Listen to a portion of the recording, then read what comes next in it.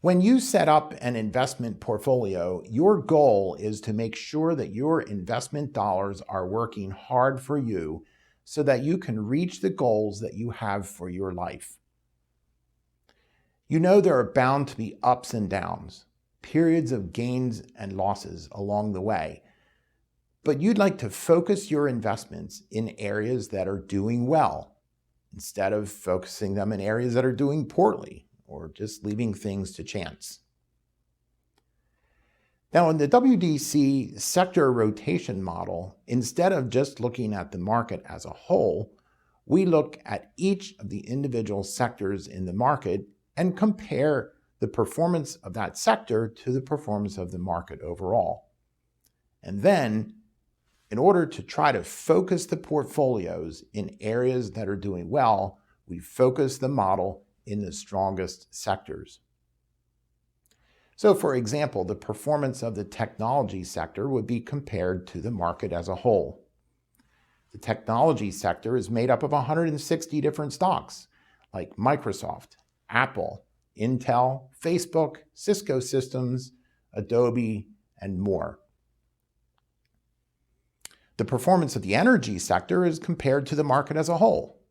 The energy sector is made up of stocks like ExxonMobil, Chevron, ConocoPhillips, etc. Again, the performance of each individual sector is routinely compared to the performance of the market as a whole. To do that, we use a chart that looks like this one. Now, a column of X's means that the comparative performance is going up. It's getting stronger. A column of O's means that the comparative performance is going down and getting weaker.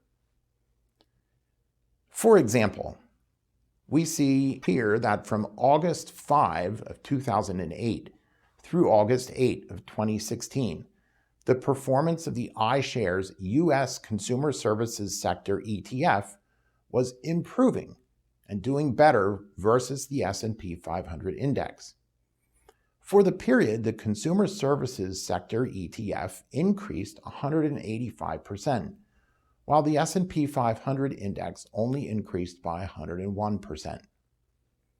By looking at a chart, we can see that there were periods of ups and downs, periods of gains and loss along the way. But by the end of the period, the Consumer Services Sector ETF had outperformed the S&P 500 index. In our next example, we see that from August 3, 2018 through March 24 of 2020, the iShares U.S. Energy Sector ETF underperformed the S&P 500 index. We see this because of the many sell signals and columns of O's, which means that the comparative performance was going down. For the period, the S&P 500 index went down by 11%, but the energy sector ETF went down by a whopping 61%. By looking at the chart, we again can see that there were periods of gains and losses in the energy sector along the way, ups and downs, but by the end of the period, the energy sector ETF had significantly underperformed the S&P 500 index. Now, in our final example, we see that from October 18 of 2007 through April 14 of 2020, the iShares U.S. Technology Sector ETF outperformed the S&P 500 index. Again, we can see this because of the buy signals and the column of X's. For the period, the technology sector ETF increased by 268%, while the S&P 500 index only increased by 135%. By looking at the chart, again, we can see there were periods of gains and losses along the way, periods of ups and downs in the value of the investment. But by the end of the period, the technology sector ETF had outperformed the S&P 500 index.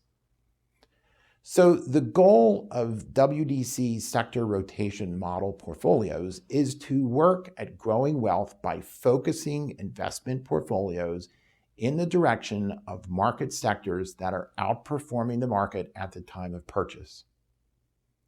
In this sector rotation model, we attempt to spend as much time invested in sectors that are outperforming and as little time as possible in sectors that are underperforming. Don't leave your investments to chance. To schedule time to talk with us about whether your portfolio and goals are a good fit for our investment philosophy and approach, click the Schedule Meeting button today.